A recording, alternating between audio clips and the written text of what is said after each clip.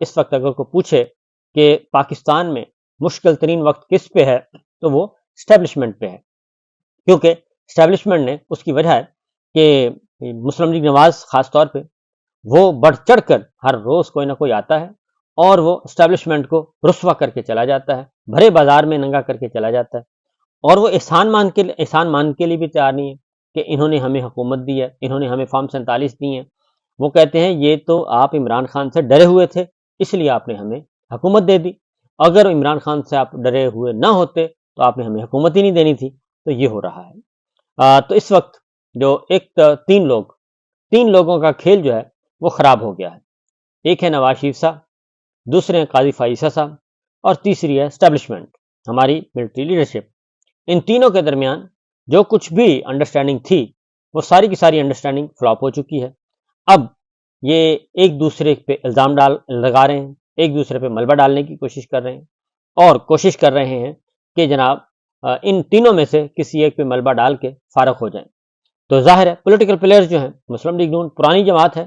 وہ کہتی ہے کہ ہم نے تو رہنا ہے، اور اس لیے کل پھر جاوید لطیف صاحب آئے، اور جاوید لطیف صاحب نے آ کے کہا کہ یہ جو سارا ارینجمنٹ کر کے دیا ہے دو جماعتوں کے ساتھ مل کر،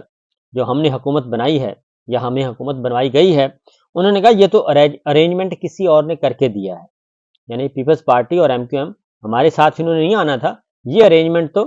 ہمارے پنڈی والے بھائیوں نے کر کے دیا ہے۔ اور یہ جاوید لطیف صاحب نے کہا، اور یہ کامران شاہد کے پروگرام میں کہا۔ اور جاوید لطیف صاحب جو ہیں وہ نواز شریف صاحب سے پوچھ کر آتے ہیں،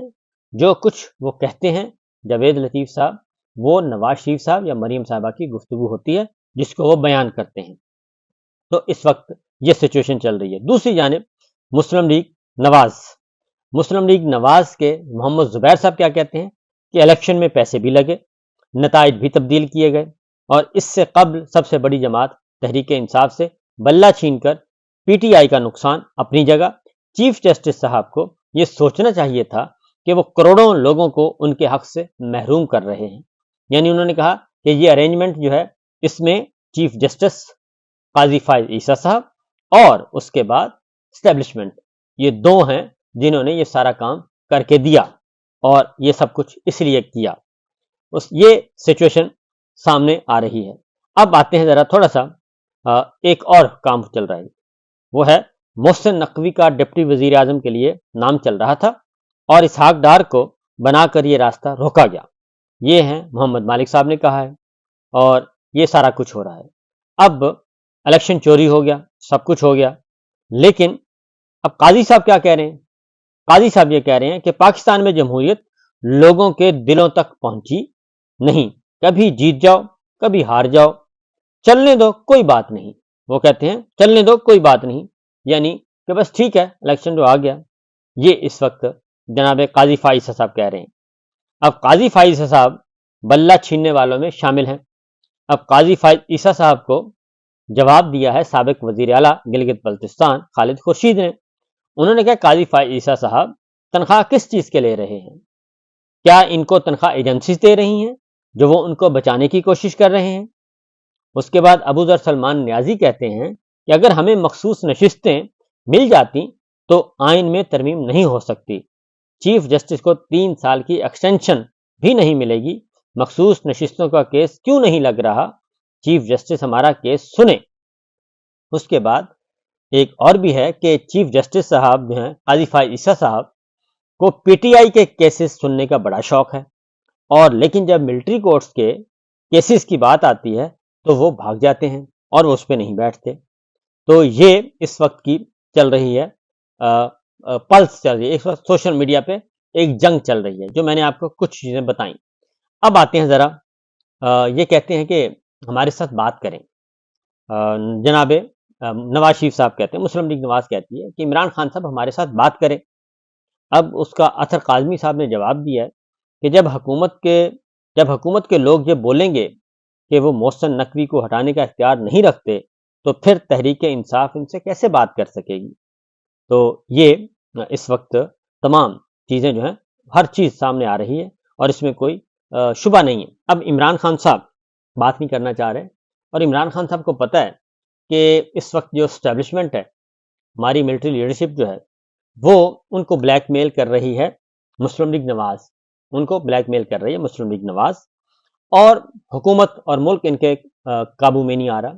اور معاملات جو ہیں وہ بدستور خراب ہوتے جا رہے ہیں۔ تو نواز شریف صاحب چاہتے ہیں کہ کسی بھی طریقے سے عمران خان صاحب سے میری ملاقات ہو جائے، اور عمران خان صاحب سے ملاقات ہو جائے۔ مسلم لیگ نواز سے ہماری مسلم لیگ نواز کہتی ہے کہ پی ٹی آئی سے عمران خان سے ہماری صلح ہو جائے، اور اگر کل کو حکومت ان کے پاس جاتی ہے تو یہ اسٹیبلشمنٹ اور عمران خان صاحب ایک نہ ہو جائیں، اور اسٹیبلشمنٹ جو ہے وہ واپس عمران خان صاحب کے ساتھ نہ مل جائے اور عمران خان اسٹیبلشمنٹ کے ساتھ نہ مل جائیں۔ اگر یہ دونوں مل گئے اور ان دونوں کی صلح ہو گئی اور عمران خان صاحب کو اقتدار مل گیا تو ہمارا حشر نشر ہو جائے گا۔ لہٰذا نواز شریف صاحب جو ہیں وہ ہر صورت میں عمران خان صاحب سے ایک ملاقات کرنا چاہ رہے ہیں، اور ملاقات کر کے وہ کہتے ہیں، اور عمران خان کو وہ اپنے ساتھ انڈرسٹینڈنگ یعنی کہ اپنی ساتھ ملانا چاہتے ہیں، اور یا اپنی سپورٹ عمران خان صاحب کو دینا چاہتے ہیں۔ یہ بات بڑی پڑھی لکھی ہے، اور وہ نہیں چاہتے کہ یہ سسٹم اسی طرح چلتا رہے، اور شہباز شریف صاحب سے بھی وہ نالاں ہیں، کیونکہ اب وہ پارٹی صدر بھی انہوں نے بننا ہے، آ گیا ہے ٹائم، پارٹی صدر بھی بن رہے ہیں، باوجود اس کے کہ رانا ثناء اللہ صاحب کو بھی انہوں نے ایک وزارت دے دی ہے شہباز شریف صاحب نے، اور اسحاق ڈار صاحب کو ڈپٹی پرائم منسٹر بنا دیا ہے۔ البتہ جہاں تک تعلق ہے، ایک خبر آپ کو دیتا چلوں کہ جہاں تک تعلق ہے محسن نقوی صاحب کے ڈپٹی وزیر اعظم بننے کا، یہ بات کچھ صحیح نہیں ہے۔ بات یہ ہے کہ اصل میں جو ہے اسحاق ڈار صاحب کو ڈپٹی پرائم منسٹر جو بنایا گیا ہے، وہ ایک بات مزید کھل کر آئی ہے چلتے چلتے کہ کاکڑ صاحب جو ہیں ان کو بنانا چاہ رہے ہیں، پہلے ان کو نائب وزیر اعظم بنانا چاہ رہے تھے، تو وہ چھلانگ لگا کے اسحاق ڈار صاحب کو بنا دیا گیا۔ اب اگلی ڈیمانڈ آنے والی ہے، اور وہ ہے کہ کاکڑ صاحب کو وزیر خارجہ بنا دیا جائے، انوار الحق کاکڑ صاحب کو وزیر خارجہ بنا دیا جائے، اور ڈار صاحب جو ہیں وہ ڈپٹی پرائم منسٹر رہیں۔ اور ڈار صاحب کے بارے میں ایک کالم بھی چھپ چکا ہے کہ زاہد حسین صاحب کا ڈان میں، اور انہوں نے کہا ہے کہ ڈار صاحب تو اس وقت بھی اپنا سی وی لے کے گئے تھے جناب باجوہ کے پاس کہ جب نواز شریف صاحب ڈسکوالیفائی ہو رہے تھے یا ہو چکے تھے، اور وہ باجوہ صاحب کے پاس گئے تھے اسحاق ڈار صاحب اپنا سی وی لے کے کہ آپ چاہیں تو میں وزیر اعظم بن سکتا ہوں، تو وہ اور زاہد حسین صاحب کے بقول یہ باجوہ صاحب نے ان کو بتایا، اور انہوں نے بتایا کہ جی آپ تو سینیٹر ہیں، تو انہوں نے کہا یہ رکاوٹ بھی آپ دور کر سکتے ہیں اگر آپ چاہیں تو انہوں نے تو ظاہر باجوہ صاحب جو ہیں وہ اسی طرح باتیں بتاتے ہوتے تھے،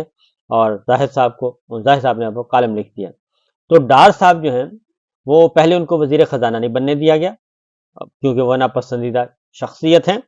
اور اس کے بعد وزیر خزانہ نہیں بنے تو ان کو وزیر خارجہ بنا دیا گیا۔ اب وزیر خارجہ جو ہے تو ظاہر ہے ایک اکاؤنٹنٹ وزیر خارجہ کیسے ہو سکتا ہے، اور ویسے بھی ڈار صاحب کی جو نظریں ہیں وہ ہمیشہ وزارت خزانہ کی طرف رہتی ہیں، اس لیے اب جو نئی خبر تازہ خبر گردش کر رہی ہے وہ ہے کہ ایک تو نواز شریف صاحب ہر صورت میں عمران خان صاحب سے صلح چاہتے ہیں، ہر صورت میں، اس سے پہلے کہ عمران خان اور اسٹیبلشمنٹ کی صلح ہو جائے۔ دوسری خبر یہ ہے کہ کاکڑ صاحب جو ہیں ان کو وزیر خارجہ بنا دیا جائے، اور اسحاق ڈار صاحب جو ہیں وہ صرف نائب وزیر اعظم رہے، اور اگلا مرحلہ جو آئے گا وہ اس سے اسحاق ڈار صاحب جو ہیں وہ نائب وزارت عظمیٰ سے بھی فارغ ہو جائیں گے، کیونکہ ایک سینیٹر جو ہے وہ نائب وزیر اعظم نہیں بن سکتا، اور نہ ہی نائب وزیر اعظم کا کوئی عہدہ آئین میں موجود ہے۔